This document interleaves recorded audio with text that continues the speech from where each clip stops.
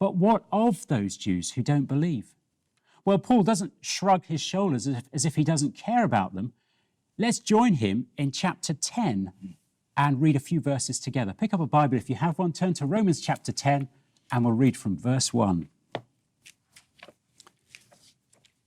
Paul writes, "Brothers, my heart's desire and prayer to God for the Israelites is that they may be saved. For I can testify about them that they are zealous for God, but their zeal is not based on knowledge. Since they did not know the righteousness that comes from God and sought to establish their own, they did not submit to God's righteousness. Christ is the end of the law, so that there may be righteousness for everyone who believes." He's always had a remnant. Yep. Yeah. Joe, if I can, sort of following on from that, as we look down verses, I suppose, verse 5 onwards, why did so many Israelites miss out on the gospel? Where did they go wrong? Do you know what?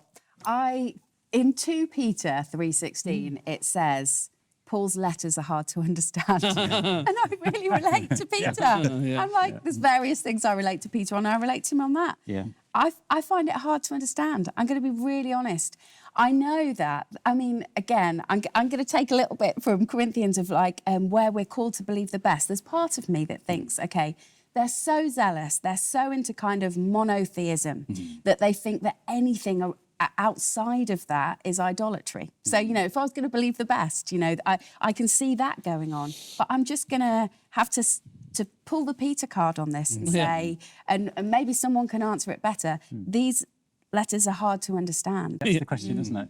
Yeah, because like, did they stumble so far that they've gone beyond recovery? So is it that, and that's the question he's concerned about, like, there's no hope for them then. They've rejected the gospel so often, it's like, that's it, they're done.